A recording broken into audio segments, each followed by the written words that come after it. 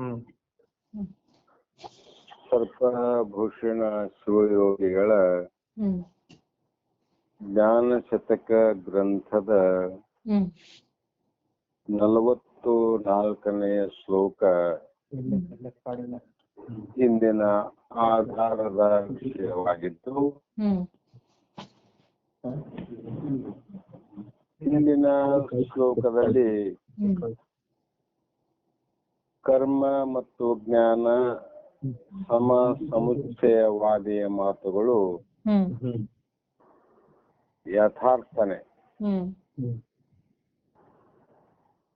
ಅಲ್ಲ ಎಂತಲೂ ಆ ಮಾತುಗಳು ಯಾರು ಕೇಳ್ತಾರ ಅಂದ್ರೆ ಬುದ್ಧಿವಂತವರು ಅಲ್ಲದವರು, ಇನ್ನೂ ವಿವೇಕ ಪಕ್ಕ ಜಾಗ್ರ ಆಗದೇ ಇದ್ದವರು ಅವರ ಮಾತನ್ನ ಕೇಳ್ತಾರೆ ಅಂತ ನಿನ್ನೆಯ ಶ್ಲೋಕದಲ್ಲಿ ಹೇಳಿದರು. ಅಂದರೆ ಕರ್ಮ ಜ್ಞಾನ ಸಮುಚ್ಚಯವಾದಿಯು ಹೇಳುವ ರೀತಿ ಯಾವುದು ಎಂಬ ಪ್ರಶ್ನೆಗೆ ಕರ್ಮಜ್ಞಾನ ಸಮುಚ್ಚಯವಾದಿಯು ಜ್ಞಾನದ ಉತ್ಪತ್ತಿಗೆ ಕರ್ಮ ಭಕ್ತಿ ಯೋಗಾದಿಗಳು ಕಾರಣವೆಂದು ಹೇಳುತ್ತಾನೆ. ಅವ್ರು ಹೇಳ್ತಾರೆ. ಹೇಗೆ ಹೇಳ್ತಾರೆ ಅಂತಂದ್ರೆ ಈ ಶ್ಲೋಕದಲ್ಲಿ ಉತ್ತರವನ್ನು ಹೇಳ್ತಾರೆ ಅವರು. ಈ ಶ್ಲೋಕದಲ್ಲಿ ವ್ಯಕ್ತಿ ಚಿತಿ ಕ್ರಮ ಸಾಧನ ರೂಪನ್ ಕರ್ಮಸು ಭಕ್ತಿ ವಿರಾಗ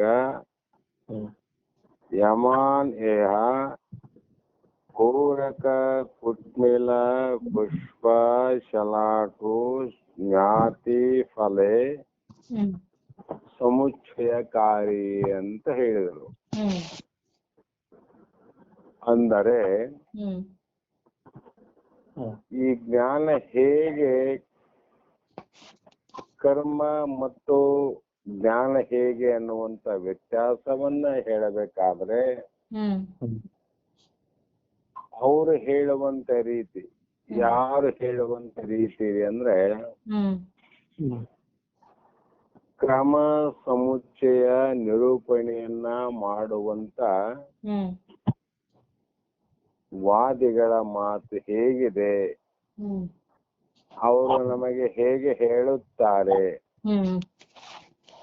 ಅದರಿಂದ ಜ್ಞಾನವು ಹೇಗೆ ಆಗುತ್ತದೆ ಅನ್ನುವಂಥದ್ದನ್ನ ಹೇಳುವ ರೀತಿಯನ್ನ ಈ ಶ್ಲೋಕದಲ್ಲಿ ಆ ಸರ್ಪಭೂಷಣರು ನಮಗೆಲ್ಲರಿಗೆ ಉಪದೇಶವನ್ನ ಮಾಡುವಂತ ಪದ್ಧತಿ ಫಲೋತ್ಪತ್ತಿಗೆ ಮೊದಲು. ಫಲ ಅಂದ್ರೆ ಒಂದು ಮರದಲ್ಲಿ ಆಗುವಂತ ಒಂದು ಹಣ್ಣು. ಅದು ಯಾವುದೇ ಹಣ್ಣನ್ನ ತಗೊಳ್ರಿ, ಅದು ಹಣ್ಣು ಆಗುವುದಕ್ಕಿಂತ ಮೊದಲು ಅದು ಮುಚ್ಚಿದಂತ ಸಣ್ಣ ಮೊಗ್ಗಾಗಿತ್ತು. ಆ ಮೊಗ್ಗು ಪ್ರಾರಂಭದಲ್ಲಿ ಮೊಗ್ಗಾಗಿತ್ತು, ಗಿಡದಲ್ಲಿ ಮೊಗ್ಗಾದದ್ದು ನಂತರ ಮೊಗ್ಗನ್ನ ಬಿಚ್ಚಿತು. ಮೊಗ್ಗು ಬಿಚ್ಚಿದ ನಂತರ ಅದರ ಮಧ್ಯದಲ್ಲಿ ಸಣ್ಣ ಕಾಯಿ ಆಯ್ತು. ಆ ಮಿಡಿಗಾಯಿಗಳೇ ಕಾರಣವಾದಂತೆ ಜ್ಞಾನಕ್ಕೆ ನಿತ್ಯ ನೈಮಿತ್ತಿಕಾದಿ ಕರ್ಮಗಳು ಕಾರಣ ಆಗ್ತವ, ಫಲ ಕೊಡ್ತವ. ಮತ್ತು ಶ್ರವಣಾದಿ, ಶ್ರವಣ ಭಕ್ತಿ, ಅರ್ಚನ ಭಕ್ತಿ, ಕೀರ್ತನ ಭಕ್ತಿ ಅಂತ ನವವಿಧ ಭಕ್ತಿಗಳಾವ. ಆ ಭಕ್ತಿಗಳು ಅಷ್ಟೇ ಅಲ್ಲದೆ ವೈರಾಗ್ಯ ಬೇಕು,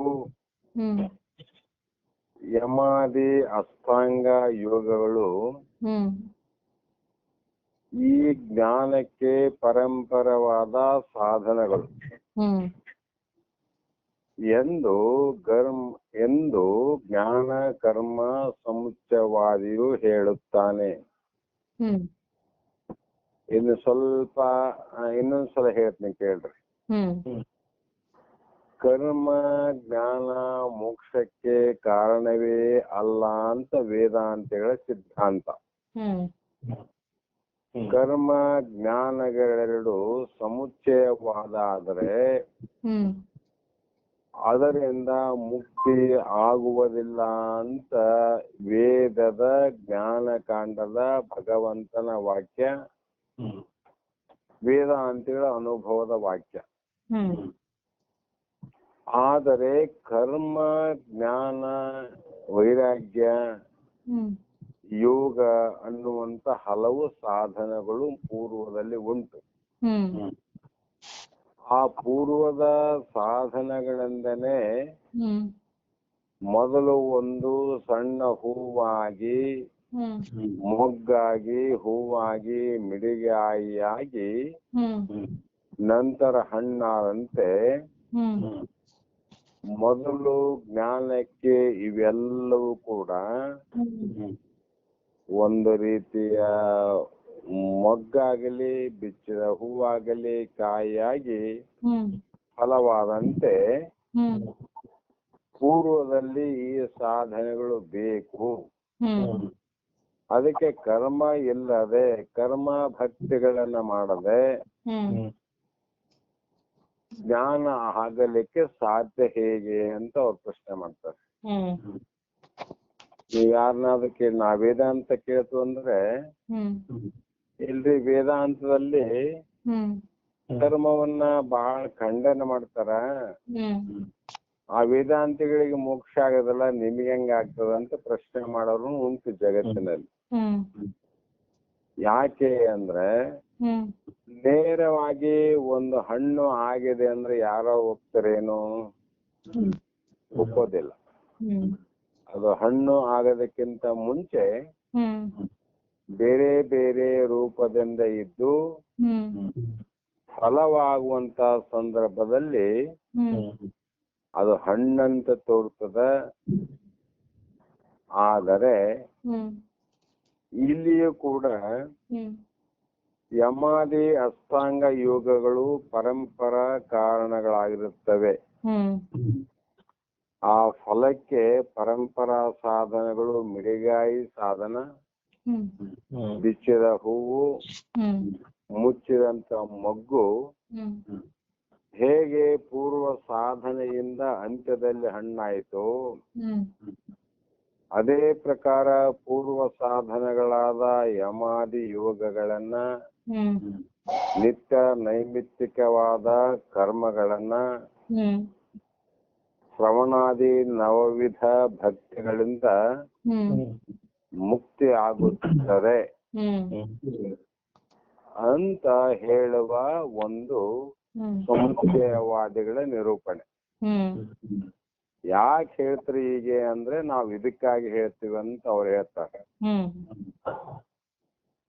ಅವರ ವಾದ ಏನಂದ್ರೆ, ಜ್ಞಾನ ಕರ್ಮ ಸಮುಚ್ಚಯವಾದಿಯು ಸಿದ್ಧಾಂತ ಏನೆಂದರೆ, ಸ್ವರೂಪ ಜ್ಞಾನವು ತನಗೆ ಉಂಟಾಗಬೇಕಾದರೆ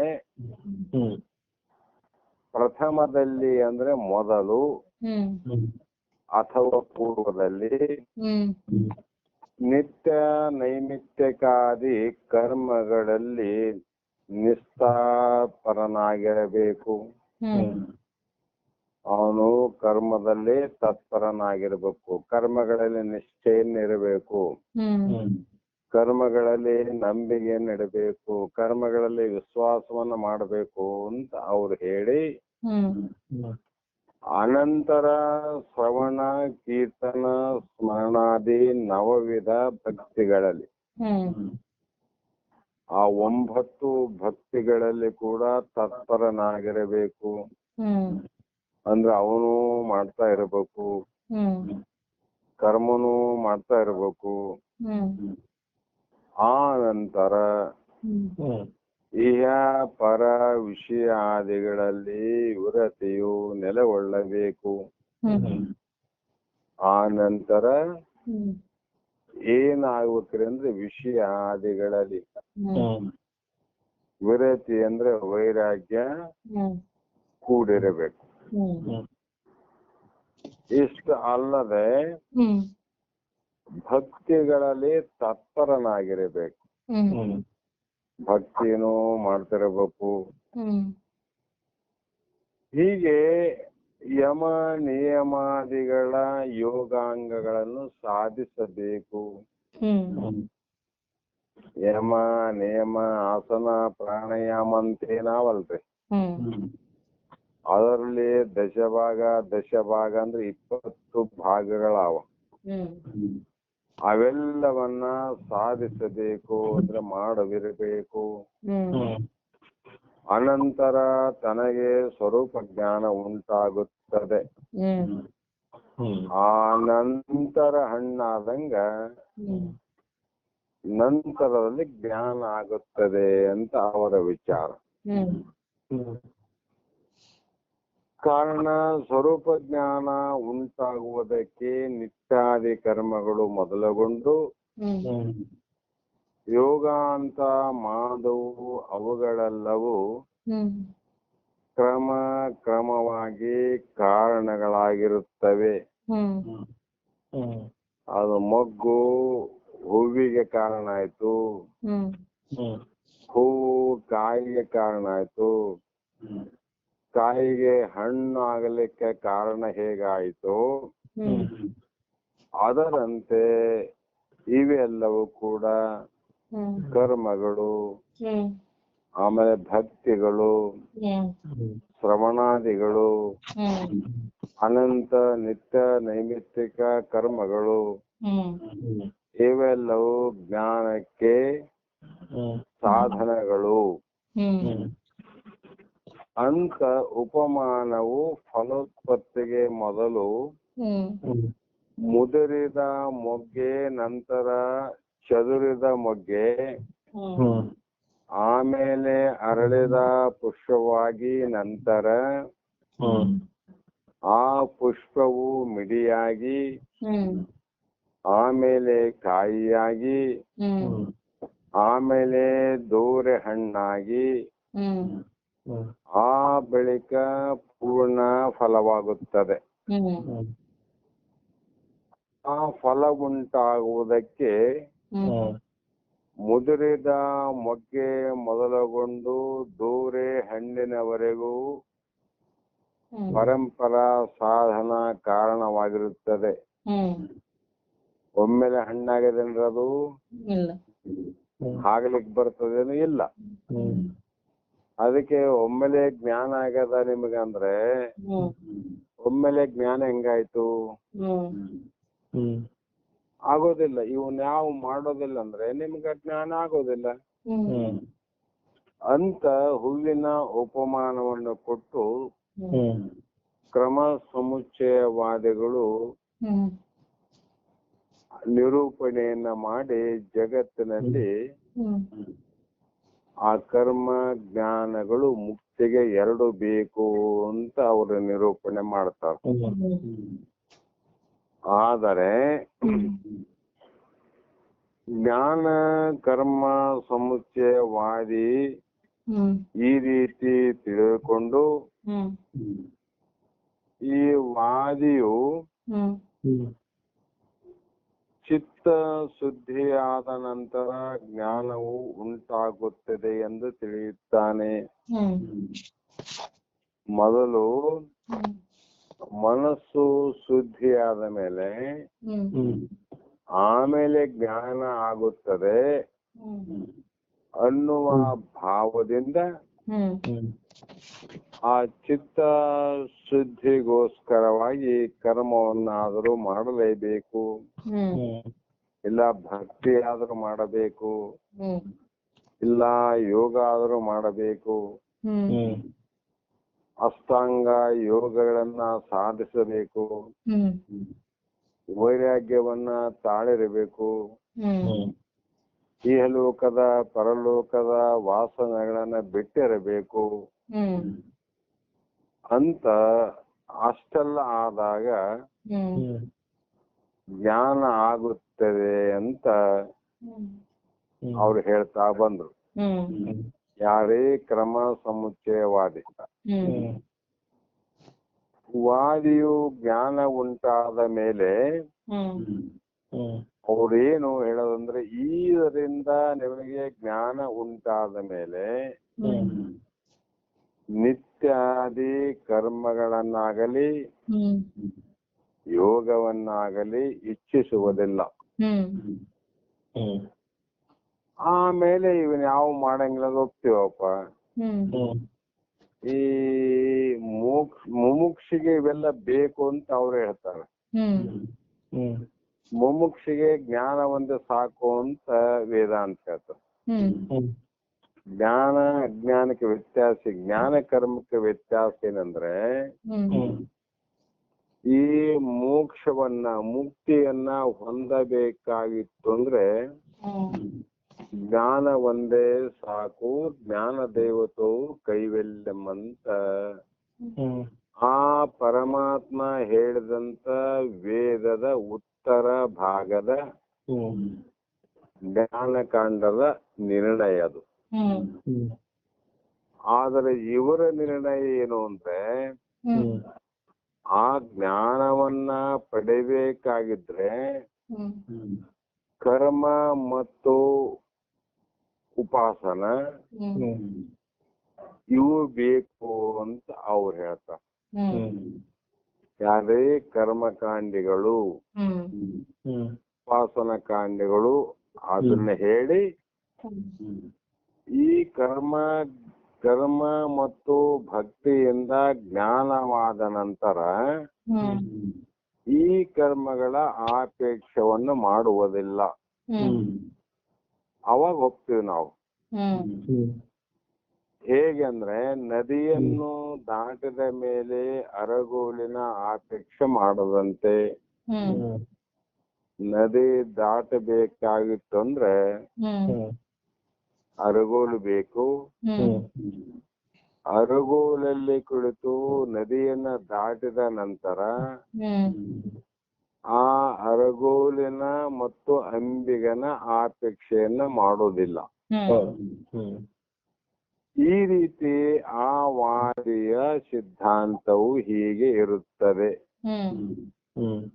ನೋಡ್ರ. ಅವ್ರು ಹಿಂಗೆಲ್ಲ ಹೇಳಿ ಹೇಳಿ ಹೇಳಿ ವಾದವನ್ನು ಮಾಡ್ತಾರಂತ ಅವರು. ಅಂಥವರಿಗೆ ಏನಂತ ಹೇಳಬೇಕು? ಅಂಥವ್ರಿಗೆ ಏನಂತ ಹೇಳ್ಬೇಕ್ರಿ? ಈಗ ಅವರ ಮಾತು ಸತ್ಯದ ಬುದ್ಧಿವಂತರು ಅಂತ ಹೇಳ್ಬೇಕು, ಇಲ್ಲ ಮಿಥ್ಯಾದ ಅವರು ಅಜ್ಞಾನಿಗಳಂತ ಹೇಳ್ಬೇಕು, ಏನಾದ್ರೂ ಒಂದು ಹೇಳಬೇಕಲ್ರಿ. ಅದರಿಂದ ಜ್ಞಾನ ಆಗ್ತದ ಕರ್ಮ ಉಪಾಸನೆಯಿಂದ ಅಂದ್ರೆ ಜ್ಞಾನದಿಂದ ಮೋಕ್ಷ ಆಗ್ತದನ್ನವರು ಹುಚ್ಚರಾಗಬೇಕಾಗ್ತದ. ಹೌದಲ್ರಿ?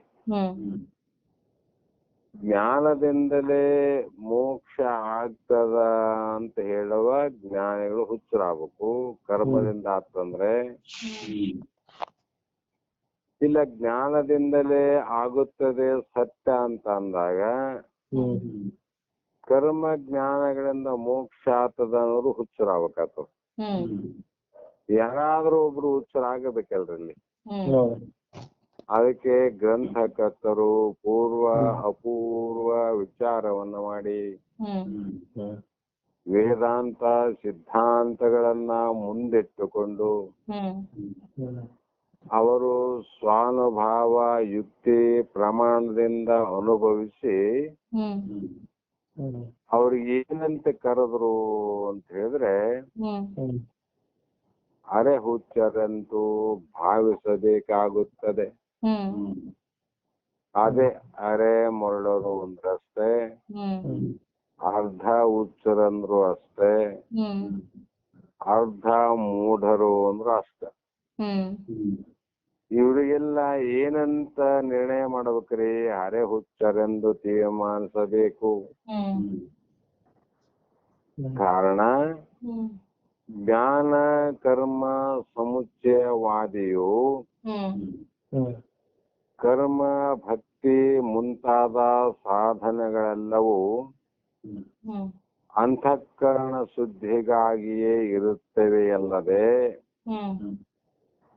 ಮೋಕ್ಷಕ್ಕಾಗಿ ಅಲ್ಲವೆಂದು ತಿಳಿದಿರುತ್ತಾನೆ. ಯಾರು ತಿಳಿದಾರ್ರಿ ಅಂದ್ರೆ ಜ್ಞಾನ ಕರ್ಮ ಸಮುಚ್ಚಯವಾದಿಯು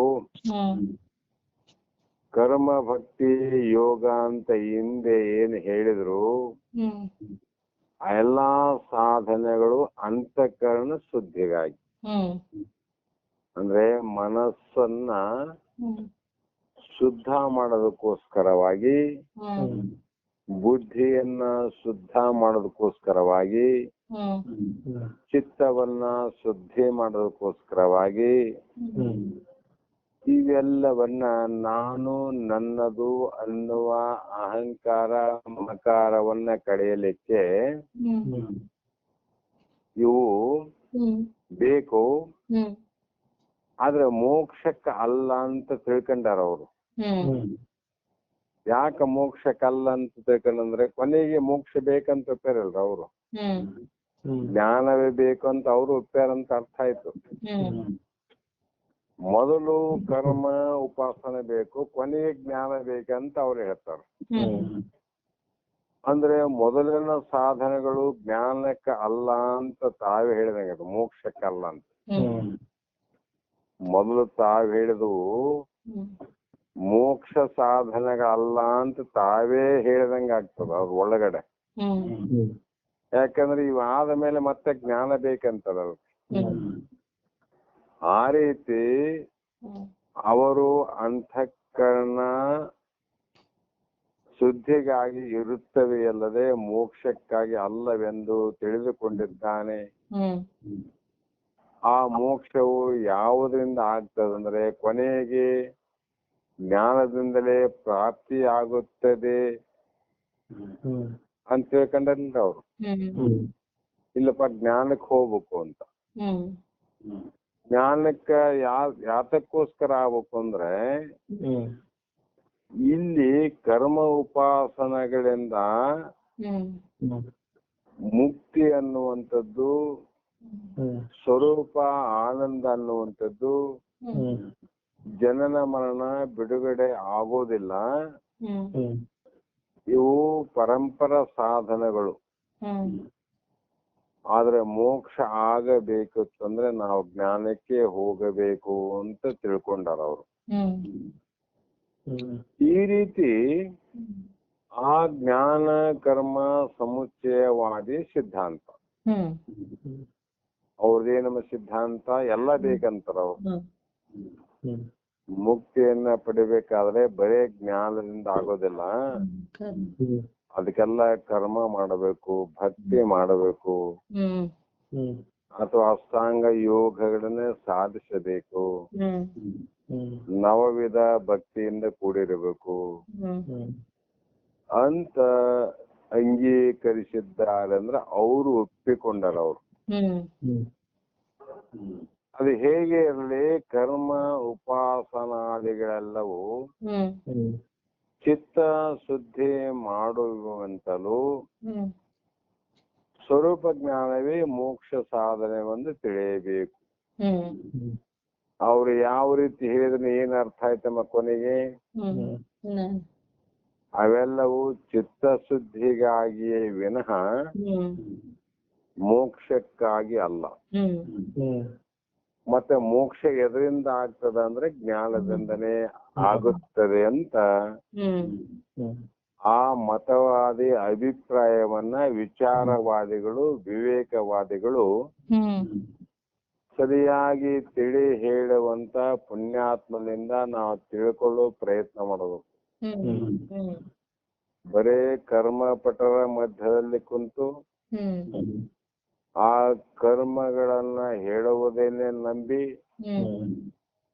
ಈ ಜ್ಞಾನಕಾಂಡದ ಮಾತನ್ನ ಕೇಳದವರಿಗೆ ಹ್ಮ್ ಆ ಮಾತುಗಳೇ ಸತ್ಯ ಅಂತ ತಿಳ್ಕೊಂಡು ಹ್ಮ್ ಸಾಯುವವರೆಗೂ ಜನ್ಮ ಜನ್ಮಾಂತರವರೆಗೂ ಹ್ಮ್ ಕರ್ಮವನ್ನೇ ಮಾಡಲು ಉತ್ಸುಕರಾಗುತ್ತಾರೆ ವಿನಃ ಹ್ಮ್ ಹ್ಮ್ ಜ್ಞಾನದಲ್ಲಿ ಪ್ರವೇಶ ಆಗೋದಿಲ್ಲ ಅವರಿಗೆ. ಹ್ಮ್ ನಾವು ಮೊದಲೆಲ್ಲ ಬಹಳ ಉತ್ತಮವಾದ ಕರ್ಮಗಳನ್ನ ಮಾಡ್ತಾ ಮಾಡ್ತಾ ಬಂದಿವಿ. ಹ್ಮ್ ಆದ್ರೆ ಕೊನೆಗೆ ಗುರುಗಳು ಬಂದಾಗ ಹೇಳಿದ್ರು, ತಮ್ಮ ಜನ್ಮ ಜನ್ಮಾಂತರ ಕರ್ಮ ಮಾಡಿದ್ರು ಕೂಡ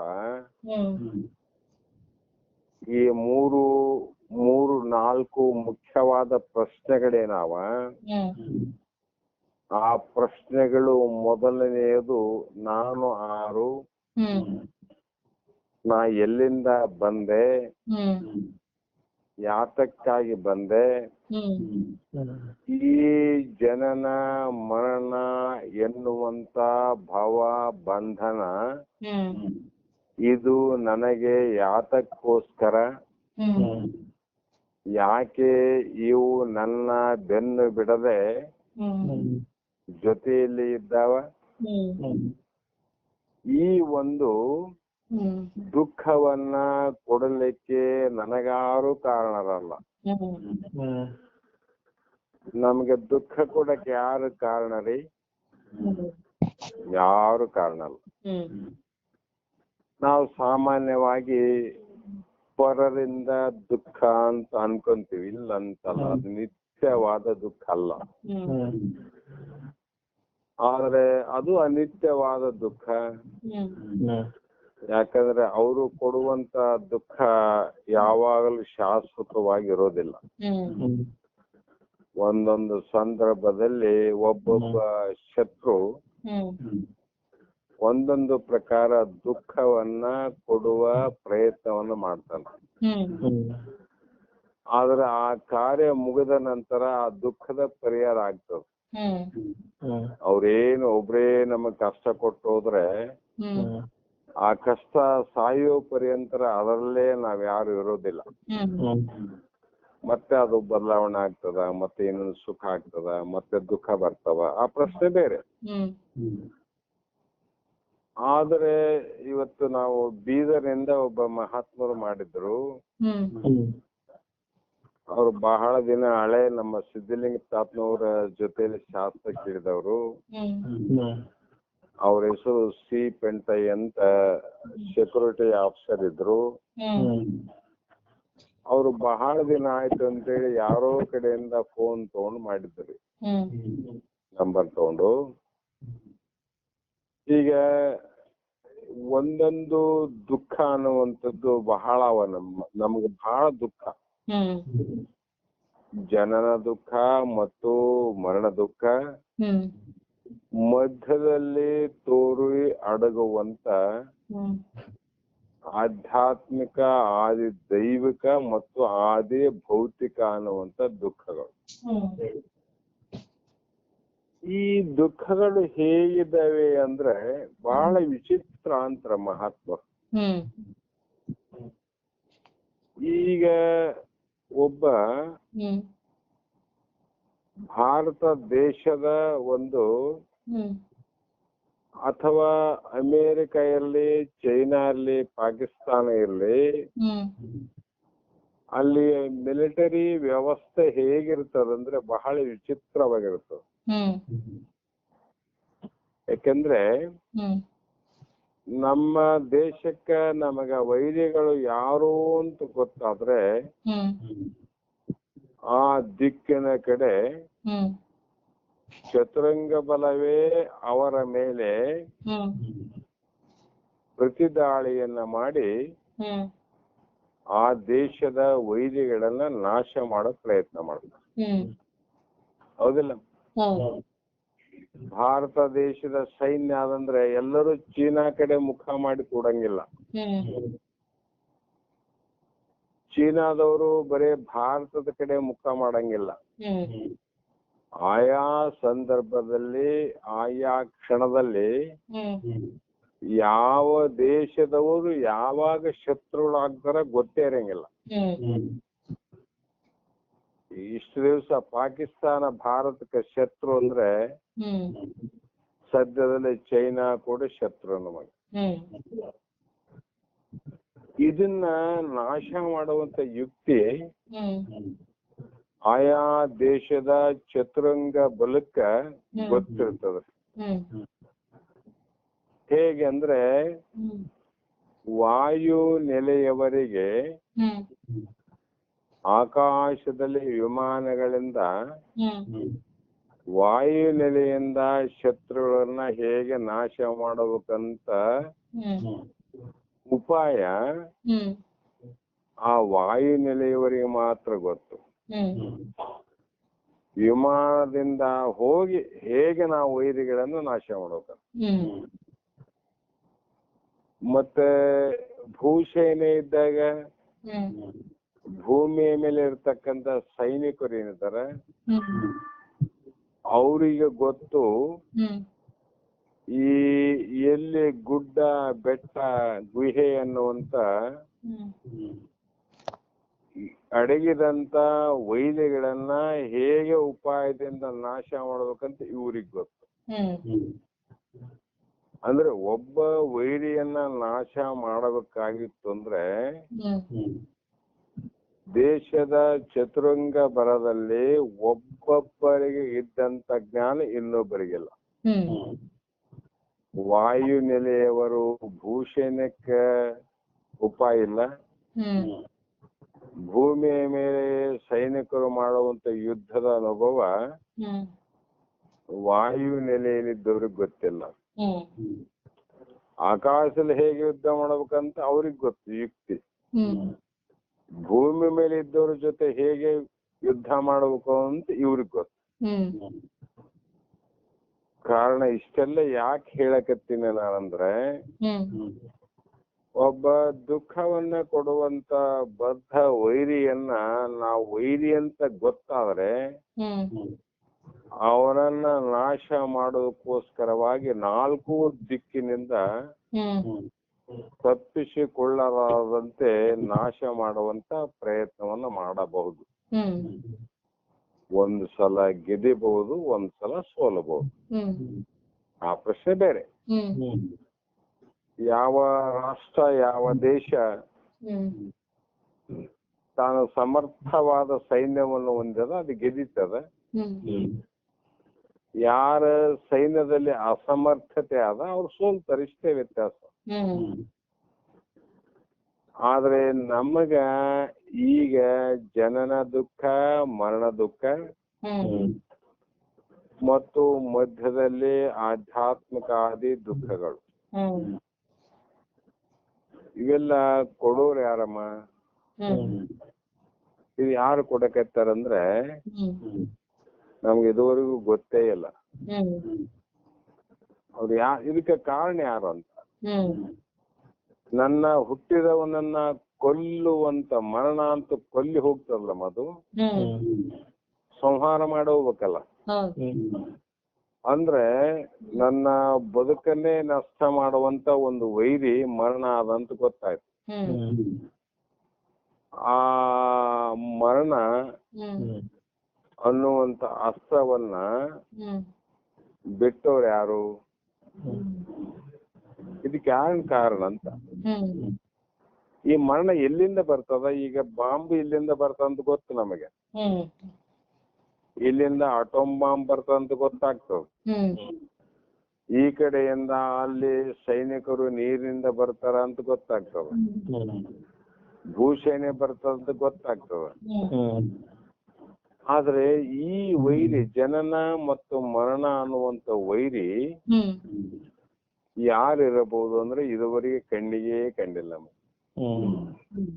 ಅವನು ನಮ್ಮನ್ನ ನಾಶ ಮಾಡೋದ ಬಿಟ್ಟಿಲ್ಲ, ನಾಶ ಮಾಡೋ ವೈರಿ ನಮಗ್ ಕಂಡೇ ಇಲ್ಲ. ಹೌದಿಲ್ರಿ? ಎಲ್ಲರೂ ಜಗತ್ತೆಲ್ಲ ಪ್ರಯತ್ನ ಮಾಡಿ ಕೊನೆಗೆ ಯಾಕ ಯಾಕ ಯಾಕ ಯಾಕೆ ಸತ್ತ ಅಂತ ಕೇಳಿದಾಗ ಕೊನೆಗೆ ಉತ್ತರ ಏನ್ ಹೇಳ್ತೀವಿ? ಅವರ ಹಣೆ ಬರ. ಆಯುಷ್ಯ ಮುಗಿತು, ಹ್ಮ್ ಹಣೆ ಬರ ದೈವಬಲ ಅಳಿತು. ಅದಕ್ಕೆ ಜಗತ್ತಿನಲ್ಲಿ ಅದು ಮರಣ ಅಂತ ಬಂತು, ಸತ್ತೈತೆ ಅಂದ್ಬಿಟ್ಟು. ಮೊದಲು ಬಹಳ ಪ್ರಯತ್ನ ಮಾಡ್ತೀವಿ, ಪ್ರಯತ್ನ ಮಾಡಬಾರ್ದು ಅಂತ ಅರ್ಥ ಅಲ್ಲ, ಮಾಡ್ಲೇಬೇಕದು. ಆದ್ರೆ ವಿಚಾರವಾದಿಗಳ ಕೈಯಲ್ಲಿ ಸಿಕ್ಕಿದೆ ಅಂದ್ರೆ ಮರಣ ಅಂದ್ರೆ ಇದುವರೆಗೂ ಸಿಕ್ಕಿಲ್ಲ. ಅದಕ್ಕ ಅಂಥವನು ಆ ವೈರಿನ ಹುಡುಕೋದಕ್ಕೋಸ್ಕರವಾಗಿ ಏನು ಮಾಡ್ಯಾನಂದ್ರೆ, ಈ 4 ದುಃಖಕ್ಕ, ಜನನ ದುಃಖ, ಮರಣ ದುಃಖ, ಸಂಸಾರದ ದುಃಖ, ಈ ಸರ್ವ ದುಃಖಕ್ಕೂ ವೈರಿ ಒಬ್ಬನೇ ಒಬ್ಬ ವೈರಿ, ಬಹಳ ಮಂದಿ ಇಲ್ಲ. ಅವನ್ಯಾರು ಅಂತ ಗುರುವಿನಲ್ಲಿ ಪ್ರಶ್ನೆ ಇಟ್ಟಾಗ, ಸರ್ವ ದುಃಖಗಳಿಗೂ ಕಾರಣವಾದದ್ದು ಒಂದೇ ವೈರಿ. ಏನ್ರಿ ಅದು? ಅಜ್ಞಾನ. ಅಜ್ಞಾನ ವೈರಿ ಅಲ್ಲ ನಮಗೆ. ಮತ್ತೆ ನಾನ್ಯಾರು ಅನ್ನುವಂತ ಅರಿವು ನನಗಿಲ್ಲದ ಕಾರಣ ನನಗೆ ಬರುವಂತ ಪೂರ್ವದ ದೇಹ ಹುಟ್ಟಿದ್ರೆ ಜನನ, ಅಂತ್ಯದಲ್ಲಿ ದೇಹ ನಾಶ ಆದ್ರೆ ಮರಣ ಅಂತ ನಾವು ತಿಳ್ಕೊಂಡ್ವಿ. ದೇಹಕ್ಕೆ ಜನನ ಆದ, ದೇಹಕ್ಕೆ ಮರಣ ಅಂದ್ರೆ ಪೂರ್ವ ಸಾಧನೆ ಯಾವುದು? ಹುಟ್ಟಿದಂತ ಜನನವಾದಂತ ದೇಹ ಆಯ್ತು. ಅಂತ್ಯದ ಸಾಧನೆ ಯಾವುದಾಯ್ತಂದ್ರೆ ದೇಹಕ್ಕೆ ಬರುವಂತ ಮರಣ ಆಯ್ತು. ಈ ಒಂದು ದೇಹವನ್ನ ಬರಲಿಕ್ಕೆ ಕಾರಣವಾದದ್ದು ಯಾವುದು? ಒಂದು ಕಾರಣ ಇರ್ಬೇಕವ್ರಿ. ಪಾಕಿಸ್ತಾನ ಅಥವಾ ನಮ್ಮ ಭಾರತನೇ ಇರ್ಲಿ, ಚೈನಾ ಅಥವಾ ನಮ್ಮ ಭಾರತನೇ ಇರ್ಲಿ, ಆ ಯುದ್ಧಕ್ಕೆ ಕಾರಣ ಒಂದು ಸ್ಥಳ ಇರ್ತದ, ಒಂದು ಜಾಗ ಇರ್ತದ, ಪ್ರದೇಶ. ಆಮೇಲೆ ಜಮ್ಮು ಕಾಶ್ಮೀರ ಇದು ಪಾಕಿಸ್ತಾನಕ್ಕೆ ಒಂದು ಕಾರಣ.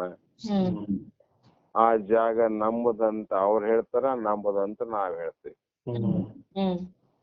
ಅದನ್ನ ನಿರ್ಣಯ ಮಾಡಕ್ ನಾವು ಹುಟ್ಟಿಲ್ಲ, ಉದಾಹರಣೆ ಹೇಳಕತ್ತೀವಿ ನಾವು ಅಷ್ಟೇ. ಅದೇ ಕಾರಣ ಅಲ್ರಿ, ಆ ಜಾಗನೇ ಯುದ್ಧಕ್ಕೆ ಕಾರಣ. ಈಗ ಲಡಾಖ್ ಅಂತಕ್ಕಂತ ಪ್ರದೇಶವೇ ಚೈನಾ ಭಾರತ ವೈಷಮ್ಯಕ್ಕೆ ಕಾರಣ. ಅಜ್ಞಾನ ಆಯ್ತ್ರಿ. ಅಜ್ಞಾನಕ್ಕೆ ಕಾರಣ ಯಾವುದು ಅಂತಂದ್ರೆ ಕರ್ಮ. ಕರ್ಮ ಇಲ್ರಿ, ಪೂರ್ವದ ದೇಹದ ಜನನ, ಅಂತ್ಯದ ದೇಹದ ಮರಣ. ಯಾವ್ದಕ್ಕಂತ ಹೋಗ್ತದ್ರೆ ಈಗ ನಮಗ್ ಗೊತ್ತಿದೆ, ದೇಹಕ್ಕೆ ಸಂಬಂಧಪಟ್ಟದ್ದು. ಈ ದೇಹ ಯಾಕೆ ಬಂತ್ರಿ ಅಂದ್ರೆ ಕರ್ಮಜನ್ಯ ಶರೀರ. ಮತ್ತೆ ಅಂಥ ಒಂದು ಕರ್ಮವನ್ನ, ಕಾರಣವನ್ನ ನಷ್ಟ ಮಾಡೋ ತಾನ ಕಾರ್ಯ ಎಂದೂ ಮುಗಿದಿಲ್ರಿ.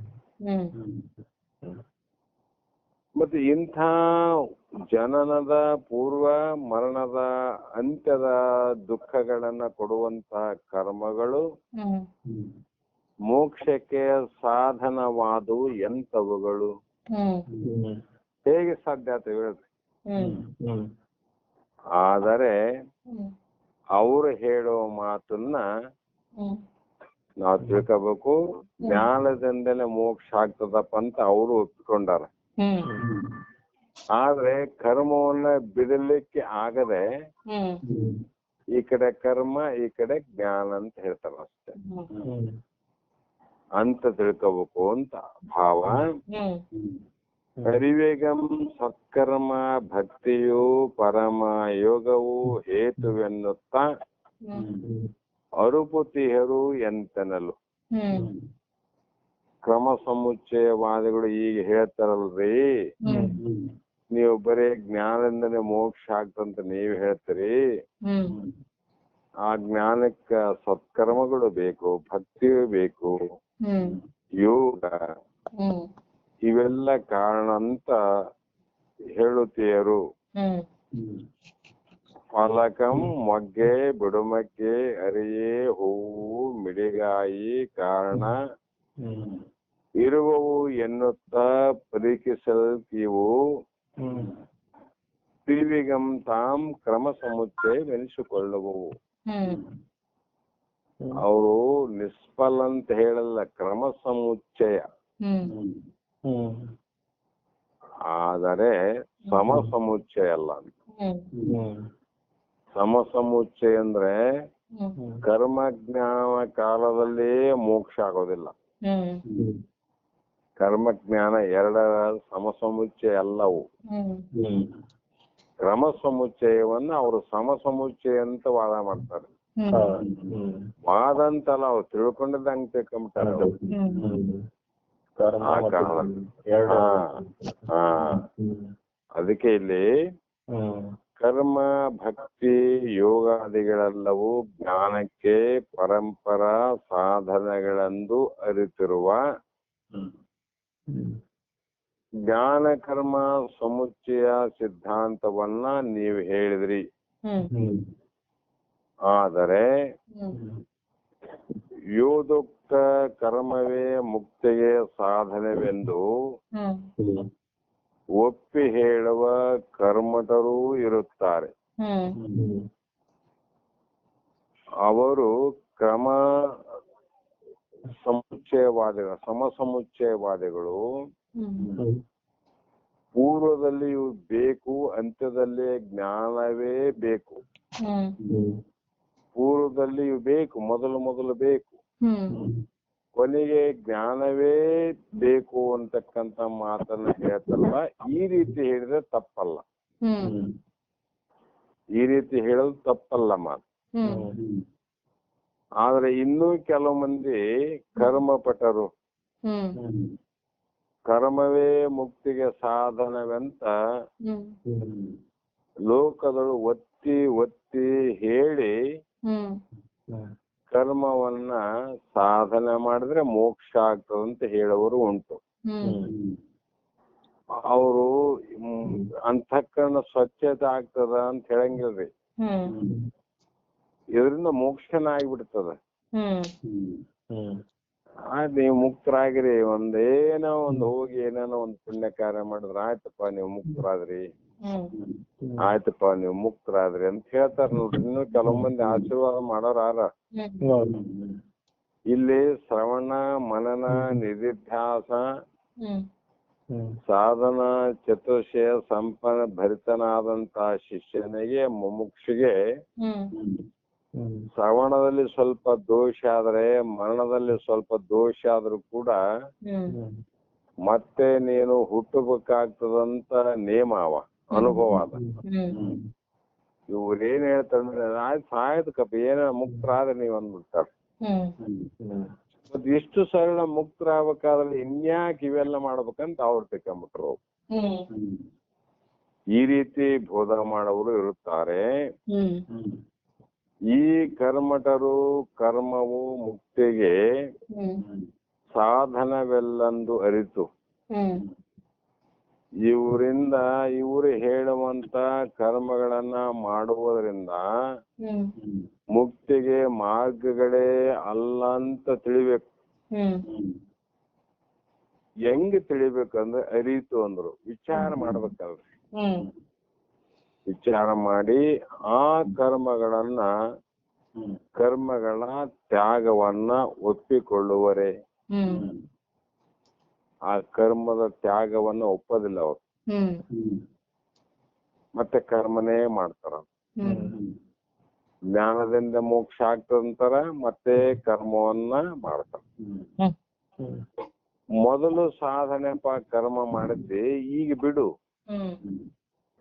ಈಗ ಬಿಟ್ಟ ಮೇಲೆ ಜ್ಞಾನವನ್ನೇ ಒಪ್ಪಿಕೋ ಅಂತ ಹೇಳಿದ್ರೆ ಅವ್ರು ಒಪ್ಪಂಗಿಲ್ರಿ. ಈ ಕಡೆ ಜ್ಞಾನಿಗಳು ಅಂತಾರ, ಮತ್ತೆ ಕಡೆ ಕರ್ಮವನ್ನು ಮಾಡ್ತಾರ. ಈ ರೀತಿ ಯಾಕೆ ಬಿಡತೆ ಇಲ್ಲ ಎಂಬ ಪ್ರಶ್ನೆಗೆ ಆ ಕರ್ಮಠರು ಅತ್ಯಂತ ದುಃಖ ನಿವೃತ್ತಿ ಪರಮಾನಂದ ಪ್ರಾಪ್ತಿ ರೂಪ ಮೋಕ್ಷವನ್ನ ಅಪೇಕ್ಷಿಸುವುದು ಆದರೆ ಅತ್ಯವಶ್ಯವಾಗಿ ಅವರು ಕರ್ಮ ತ್ಯಾಗವನ್ನ ಒಪ್ಪಿಕೊಳ್ಳಲೇಬೇಕು. ಒಪ್ಪಲೇಬೇಕವರು. ಮೋಕ್ಷದ ಅಪೇಕ್ಷೆ ಇತ್ತು ನಿಜವಾಗಿ ಅಂದ್ರೆ ಅವರು ಕರ್ಮವನ್ನ ತ್ಯಾಗ ಮಾಡುವುದನ್ನ ಒಪ್ಪಿಕೊಳ್ಳಲೇಬೇಕು. ಹೇಗೆ ಒಪ್ಪಬೇಕು? ಅದ ಒಪ್ಪಲೇಬೇಕಂತ ನೀವು ಯಾವ ಪ್ರಮಾಣದಿಂದ ಹೇಳ್ತೀರಿ ಅಂದ್ರೆ ಈ ಒಂದು ಮುಂದಿನ ಶ್ಲೋಕದಲ್ಲಿ ಯಾಕ ಒಪ್ಪಬೇಕು ಅನ್ನುವರೆಗೆ ಉತ್ತರವನ್ನು ಹೇಳ್ತಾರ ಅವ್ರು. ಅದು ಉತ್ತರವನ್ನು ಇಲ್ಲಿ ಹೇಳಲೇಬೇಕಾಗ್ಯದ. ಆ ಕಾರಣದಿಂದ ಕರ್ಮವನ್ನ ತೊರೆಯೆಂಬುದೇ ಇದರ ನಿರ್ಣಯವು ಅಂತ ಪರಮಾನುಭವ ಬೋಧೆಯಲ್ಲಿ ಕೂಡ ಬಂದ್ ಹೋಗಿದೆ ನೋಡಿ. ಕರ್ಮ ಯಾವಾಗ ಮಾಡಕ್ ಬರ್ತದಂದ್ರೆ ಹಿಂದೆಲ್ಲ ಹೋಗ್ಯಾವ, ಮುಂದ ಪ್ರಶ್ನೆ ಮಾಡೋರಿಗೆ ಇವೆಲ್ಲ ಹೇಳ್ಕಂತ ಹೋದ್ರು ನೋಡ್ರಿ. ಈಗ ಖಂಡನೆ ಮಾಡ್ಬೇಕಲ್ರಿ. ಮತ್ತವ ಇಲ್ರಿ ಹೆಂಗಾಯ್ತು ನೀವು ಒಮ್ಮೆಲೆ ಅಂತ ಕೇಳೋರು ನಾರ. ಇವೆಲ್ಲ ವಿಚಾರವನ್ನ ಹೇಳಿ ಖಂಡನೆ ಮಾಡಿ ಜ್ಞಾನವನ್ನ ಮಂಡನೆ ಮಾಡುವುದೇ ಮಹಾತ್ಮರ ಮೂಲ ಉದ್ದೇಶನ ವಿನಃ ಅವರನ್ನು ಕೆಟ್ಟವರು ದ್ವೇಷಗಳು ಅಂತ ಎಂದೂ ತಿಳ್ಕೊಂಡಿಲ್ಲ ಅವರು. ಆದರೆ ಅವರ ತೋರಿಸುವ ಮಾರ್ಗವನ್ನ ಖಂಡನೆ ಮಾಡಿದರು. ತಪ್ಪು ದಾರಿಯನ್ನ ಹೇಳಬಾರದು, ತೋರಿಸಬಾರದು. ಅದಕ್ಕೆ ಜಗತ್ತಿನಲ್ಲಿ ಮುಕ್ತಿಯ ಮಾರ್ಗ ಒಂದು, ಭುಕ್ತಿಯ ಮಾರ್ಗಗಳು ಹಲವಂತ. ಜ್ಞಾನಕ್ಕ ಒಂದೇ ಮಾರ್ಗ ರೀ. ಆದರೆ ಭುಕ್ತಿಗೆ ಅಂದ್ರೆ ಪ್ರಪಂಚದಲ್ಲಿ ಅನಂತ ವಿಷಯಾದಿಗಳಿಗೆ ಹೋಗಬೇಕಾಗಿದ್ರೆ ಅನಂತ ಮಾರ್ಗ, ಭೋಗದ ಕಡೆ ಹೋಗ್ಬೇಕಾದ್ರೆ ಅನಂತ ಮಾರ್ಗ, ಲೋಕಾದಿ ಕಡೆ ಹೋಗ್ಬೇಕಾದ್ರೆ ಅನಂತ ಮಾರ್ಗ. ಆದರೆ ಮುಕ್ತನಾಗಬೇಕಾಗಿತ್ತಂದ್ರೆ ಅದು ಒಂದೇ ಒಂದು ಮಾರ್ಗ, ಜ್ಞಾನದಿಂದಲೇ ಮುಕ್ತಿ. ಜ್ಞಾನದಿಂದಲೇ ಮುಕ್ತಿ. ಅಂಥದ್ದನ್ನ ತೋರಿಸುವಂತ ನಿಜವಾದ ಪುರುಷರಿಗೆ ಋಷಿಗಳು, ಮಹಾತ್ಮರು, ಸದ್ಗುರುಗಳು ಅಂತ ಬೋಧ ಮಾಡಿದ್ರು. ಅದಕ್ಕೆ ನಾವೇನು ಮಾಡಬೇಕಾಗದ ಜಗತ್ತಿನಲ್ಲಂದ್ರೆ ಮತಿಗೆ ಮಂಗಲ ಬೇಗುವುದಾವುದು ಉತ್ತಮರ ಸಂಘ ಅಂತ ನಿಜಗುಣರು ಕೈವಲ್ಯ ಪದ್ಧತಿಯಲ್ಲಿ ಹೇಳ್ತಾ ಬಂದ್ರು.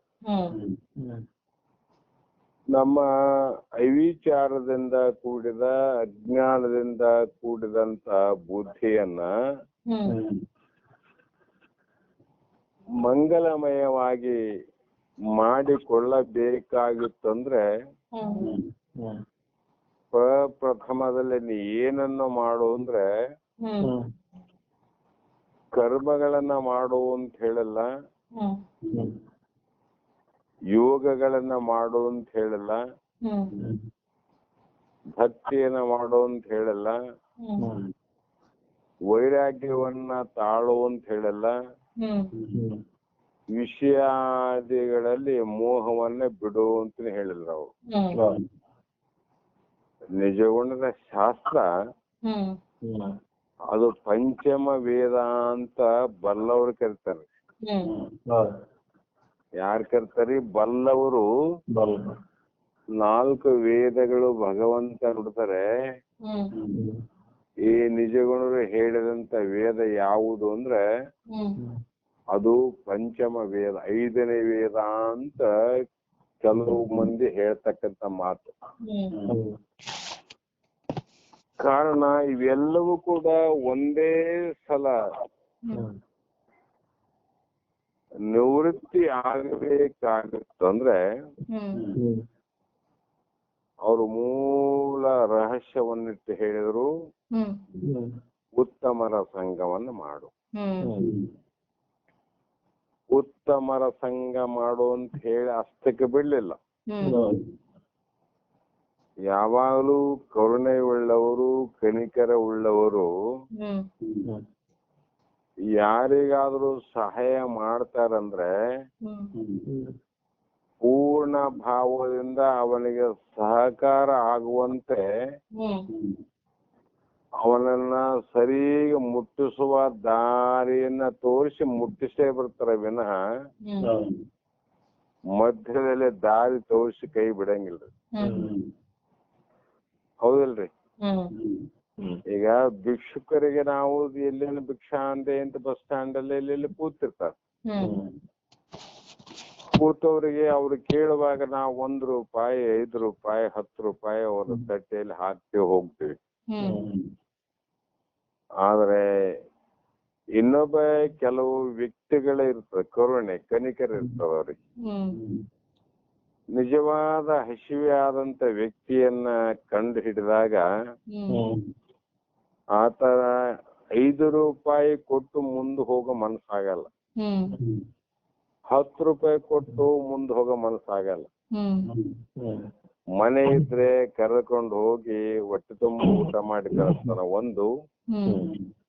ಇಲ್ಲ ಅಲ್ಲೇ ಇಲ್ಲೇನ ಖಾನಾವಳಿದ್ರೆ ಅಲ್ಲಿ ಊಟ ಮಾಡತಾನ, ಎದ್ರಿ ಕುಂತು ಊಟ ಆದ್ಮೇಲೆ ಆತನ ದುಡ್ಡನ್ನ ತಾನು ಕೊಟ್ಟು ಮನೆಗೆ ಹೋಗ್ತಾನೆ.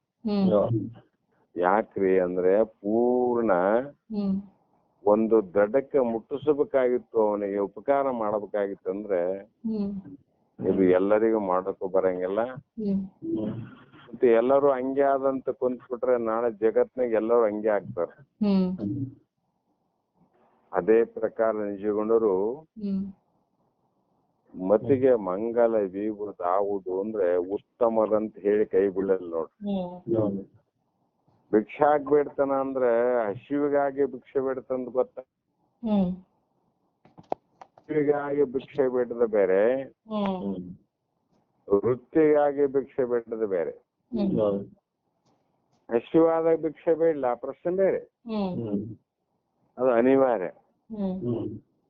ಆದ್ರೆ ಅದು ಕೆಲವು ಮಂದಿ ಹುಟ್ಟಿದಿಂದ ಸಾಯುವ ಪರ್ಯಂತರವಾಗಿ ಅದೊಂದು ವ್ಯಾಪಾರ. ನಾವು ಇಂಡಸ್ಟ್ರಿಯಲ್ಲಿ ನಾವು ಒಂದು ವ್ಯವಹಾರ ಮಾಡ್ತೇವಿ. ಕಿರಾಣಿ ಅಂಗಡಿಯವರು ಬೆಳಗ್ಗೆ ಎದ್ಮೇಲೆ ಸಾಯಂಕಾಲ ತನ ಅವನ ಅಂಗಡಿಯಾಗ ವ್ಯಾಪಾರ ಮಾಡ್ತಾನೆ. ಭಿಕ್ಷುಕ ಅವನೇ ಸಾಯೋತನ ಬಸ್ ಸ್ಟ್ಯಾಂಡ್ ರೈಲ್ವೆ ಸ್ಟೇಷನ್ ಮಾಡ್ತಾರೆ. ಇವರು ಹಸಿವಿಗಾಗಿ ಮಾಡೋರಲ್ರಿ, ಹಸಿವಿಗಾಗಿ ಮಾಡಲ್ಲ, ವೃತ್ತಿಗೆ ಹಣವನ್ನು ಗಳಿಸೋ ಪದ್ಧತಿಗಾಗಿ ಮಾಡ್ತಕ್ಕಂಥ. ಅದು ನಿಜವಾದ ಹಸಿವಾದವನಿಗೆ ಅವತ್ತಿನ ಒಪ್ಪತ್ತು ಊಟ ಆದ್ಮೇಲೆ ನೆಕ್ಸ್ಟ್ ಆ ಜಾಗದ ಇರಂಗಿಲ್ಲ ಅವ. ಯಾಕಂದ್ರೆ ಅದೇ ಜಾಗದಾಗ ಬಂದ್ರೆ ಹಸಿವು ಆಗ್ತದನ್ರಿ. ಹಸಿವು ಆಗ ಇಂತೆ ಜಾಗ ಇಂತೆ ಊರಂತಿಲ್ಲ. ಹಾಗಾಗಿ ಆ ಜಾಗದಲ್ಲಿ ಏನ್ ಅವತ್ತು ತೃಪ್ತಿ ಆಯ್ತು ಮುಂದೆ ಹೋಗೇ ಬಿಡ್ತಾರ ಅವ್ರು. ಈಗ ಉತ್ತಮರ ಸಂಘ ಅಂತ ಹೇಳಿದಾಗ ಅವರು ಅಷ್ಟಕ್ಕೆ ಬಿಡ್ಲಿಲ್ಲ. ಉತ್ತಮರಂತ ಯಾರಂತ ಹುಡುಕ್ತಾರೆ ನೀವೀಗ? ಅವ್ರೇನು ಉತ್ತಮರಂತ ಯಾರಿಗೆ ಅನ್ಬೇಕು? ಮತ್ತ ಅಲ್ಲಿ ತನ ನಮ್ಮಿಂದ ಬಂದ ಮಾರ್ಗ ದರ್ಶನ ಮಾಡೋರು ಎಷ್ಟು ಕರುಣಾಮಯಗಳಂತ ಅಲ್ಲಿಂದ ಮತ್ತೆ ಬಂದು ಉತ್ತಮರ ಸಂಘ ಅಂದ್ರು. ಸಂಘಗಳು ಬಹಳ ಉಂಟು. ಪತ್ತಿನ ಸಹಕಾರ ಸಂಘಗಳವ, ಆಮೇಲೆ ರೈತ ಸಂಘ ಅದ, ಜನಸಂಘ ಅದ, ಆಶಾ ಕಾರ್ಯಕರ್ತರ ಸಂಘ ಅದ, ಹಲವು ರೀತಿಯ ಟ್ರೇಡ್ ಯೂನಿಯನ್ ಸಂಘಗಳವ, ಹಲವು ಜಾತಿಗಳ ಸಂಘಗಳವ. ಅದಕ್ಕಾಗಿ ಲಕ್ಷ್ಯ ಈ ಕಡೆ ಹೋಗುದಂತೇಳಿ ಅದಕ್ಕೊಂದು ಲಕ್ಷಣ ಕೊಟ್ಟು ನೋಡು, ಉತ್ತಮ ಅಂತ ಲಕ್ಷಣ ಕೊಟ್ಟು. ಹೌದಲ್ರಿ? ಆ ಉತ್ತಮ ಲಕ್ಷಣ ಕಂಡು ಹಿಡಿಬೇಕು ಅಂದ್ರೆ ಅವನು ಹೇಗಿರ್ಬೇಕಂದ್ರೆ ಜಗವೆಂದೊಡಂ ತಾನೇ, ಜಗದೀಶ್ವರನೆಂದೊಡಂ ತಾನೇ, ಜಗದ ಜೀವಾತ್ಮರೆಲ್ಲರೂ ತಾನೇ ಎಂದು ಬೆಗದಾತನೇ ಉತ್ತಮ ಅಂದ್ರ. ಉತ್ತಮ ಅಂತ ಹಿಂಗಿರ್ಬೇಕು ನೋಡ್ರಿ.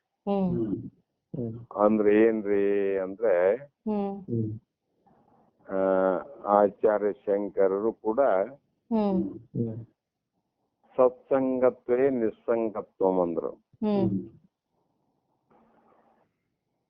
ಆ ಶಬ್ದದ ಅರ್ಥ ಏನದನಂದ್ರೆ ಸತ್ಸಂಗತ್ವೇ ನಿಸ್ಸಂಗತ್ವ. ನೀವು ಕೂಡ ಸಂಘವನ್ನ ಮಾಡ್ರಿ ಅಂದ್ರು. ಇಲ್ಲಿ ಉತ್ತಮರ ಸಂಘ ಮಾಡುವಂತ ನಿಜಗುಂಡ್ರು ಹೇಳಿದ್ರು. ಅಲ್ಲಿ ಆಚಾರ್ಯ ಶಂಕರರು ಸಂಸ್ಕೃತ ಪಂಡಿತರು, ಮಹಾಜ್ಞಾನಿಗಳು. ಅವರೆಲ್ಲ ವೇದ ವ್ಯಾಸನ ಉಳಿದಂತ ಕಾರ್ಯವನ್ನ ಮಾಡಿ ಮುಗಿಸಿದಂತ ಆಚಾರ್ಯ ಶಂಕರರು ಭಾಗವತ್ಪಾದರು. ಅವರು ಸಂಘ ಅಂತಿಟ್ರು. ಆ ಸಂಘದಿಂದ ಏನಾಗ್ತದ ಅಂದ್ರೆ ನಿನಗೆ ನಿಸ್ಸಂಗ ಆಗ್ತದ ಅಂತ ಹೇಳಿದ್ರು. ಅದು ಇಷ್ಟು ಸಂಘಗಳವ್ರು. ಯಾವ ಸಂಘ ಅಂತ ಜನಗಳಿಗೆ ಮತ್ತೆ ತೊಂದ್ರೆ ಆಗ್ಬಾರ್ದು ಅಂತ ವಿಚಾರ ಮಾಡಿ ಸತ್ಸಂಗತ್ವೇ ಅಂದ್ರು. ಸತ್ ಅಂದ್ರೆ ಏನಂದ್ರೆ 3 ಕಾಲದೊಳಗೆ ಇರೋದಂತ. 3 ಕಾಲದಲ್ಲಿ ಇರುವುದು. ಅವು ಭೂತಕಾಲ, ಭವಿಷ್ಯತ್ ಕಾಲ, ವರ್ತಮಾನ ಕಾಲಗಳಿಗೆ ಒಳಗಾಗದೆ. ಹೌದಲ್ರಿ? ಭೂತಕಾಲ, ಭವಿಷ್ಯತ್ ಕಾಲ, ವರ್ತಮಾನ ಕಾಲಗಳಿಗೆ ಒಳಗಾಗದೆ ಇರುವುದು ಯಾವಾಗ? ಅದು ಸತ್ತು. ಹೌದಲ್ರಿ? ಅರ್ಥ ಆಯ್ತು ಹೇಳಿದ್ದು? 3 ಕಾಲದಲ್ಲಿ ಇರುವುದೇ ಸತ್ಯ. ಅದಂಗ ಆ 3 ಕಾಲದ ಜಾಗ್ರ, ಸ್ವಪ್ನ, ಸುಷುಪ್ತಿ ಅಂದ್ರು ಅಷ್ಟೇ. ಸೃಷ್ಟಿ ಆಗ್ತದ, ಸ್ಥಿತಿ ಆಗ್ತದ, ಲಯ ಆಗ್ತದ. ಆದರೆ ಅದು ಸೃಷ್ಟಿಯಾದಾಗನು ಇರೋದೆ, ಸ್ಥಿತಿಯಿಂದ ತೋರುವಾಗಲೂ ಇರೋದೆ, ನಾಳೆ ಲಯವಾದಾಗನು ಕೂಡ ಯಾವಾಗಲೂ ಇರುವುದೇನದ ಅದು ಸತ್ತು. ಅದು ಸತ್ತು. ಅದ ವಸ್ತು ಯಾವುದಂದ್ರೆ ಅವರೇ ಆಚಾರ್ಯರು, ಪರಬ್ರಹ್ಮಣೆ. ಅದಕ್ಕ ಪರಬ್ರಹ್ಮ ಅಂದ್ಬಿಟ್ರು ನೋಡ್ರಿ. ಅಂತ ಬ್ರಹ್ಮನ ಜೊತೆ ಪರಬ್ರಹ್ಮಣಿ ಕೋಪಿ ಲಗ್ನ ಅಂತ ಹೇಳಿದ್ರು. ಆ ಒಂದು ಸತ್ಸಂಗದಿಂದ ಅಂದ್ರೆ ಅಂಥ ಪರಬ್ರಹ್ಮನೇ ನಾನು ಇದ್ದೀನಿ, ಸದಾಕಾಲ ಪರಬ್ರಹ್ಮನ ಚಿಂತನೆಯಲ್ಲೇ ಇರುವಂತ, ಸದಾಕಾಲ ಪರಬ್ರಹ್ಮನ ಸ್ವರೂಪದಲ್ಲಿ ಇರುವಂತ ವ್ಯಕ್ತಿ ಮಹಾತ್ಮ ಯಾರಾರ, ಆ ವ್ಯಕ್ತಿ ಎಲ್ಯಾರ ಅವರ ಸಂಘವನ್ನ ಮಾಡಿದ್ರೆ ನಿಸ್ಸಂಗ ಆಗ್ತಿದೆ ಅಂತ ಅವ್ರು ಹೇಳಿದ್ರು. ನಿಜಗುಂಡ್ರು ಕನ್ನಡದಲ್ಲಿ ಹೇಳಿದ್ದನು ಅದೇ. ಉತ್ತಮರು ಅಂತ ಇಲ್ಲಿ ಶಬ್ದ ಪ್ರಯೋಗ ಮಾಡಿದ್ರು. ಆಚಾರ್ಯರು ಅಲ್ಲಿ ಸತ್ ಅಂತ ಶಬ್ದ ಪ್ರಯೋಗ ಮಾಡಿದ್ರು. ಎರಡು ಒಂದೇ ಅಲ್ರಿ? ಅಂದಾಗ ಯಾರ ಸಂಘ ಮಾಡ್ಬೇಕ್ರಿ ನಾವು? ಜ್ಞಾನಿಗಳ ಸಂಘ. ಪರಬ್ರಹ್ಮ ಜ್ಞಾನವನ್ನ ಯಾರು ಪಡ್ಕೊಂಡಾರ, ನಿತ್ಯ ಮುಕ್ತರಾಗ್ಯಾರ, ಅಂತವರ ಸಂಘದಿಂದ ನಮಗೆ ಏನು ಬಿಡುಗಡೆ ಆಗ್ತದಂದ್ರೆ ಅತ್ಯಂತ ದುಃಖ ನಿವೃತ್ತಿ, ಬಿಡುಗಡೆಯಾಗಿ ಪರಮಾನಂದ ಪ್ರಾಪ್ತಿ ನಮಗೆ ದೊರೆಯುವುದು ಅಂತ. ಇಷ್ಟಿದ್ರೂ ಕೂಡ ಆ ಒಂದು ಕರ್ಮವನ್ನ ತ್ಯಾಗ ಮಾಡಲು ಒಪ್ಪಿಕೊಳ್ಳದೆ ಇದ್ದರೆ ಅವರಿಗೆ ಯಾವ ರೀತಿ ಉತ್ತರವನ್ನ ಕೊಡಬೇಕು ಅಂತಕ್ಕಂಥದ್ದು ವಿಚಾರ ಮಾಡಿ ಈ ಮುಂದಿನ ಶ್ಲೋಕದಲ್ಲಿ ಮೋಕ್ಷಕ್ಕೆ ಯಾರಾದರೂ ಕರ್ಮವನ್ನ ತ್ಯಾಗ ಮಾಡಲಾರ್ದ, ಕರ್ಮವನ್ನ ಬಿಡಲಾರ್ದ ಮೋಕ್ಷವನ್ನ ಪಡೆತೀನಂದ್ರೆ ಅದು ಸಾಧ್ಯವಾಗದ ಮಾತು.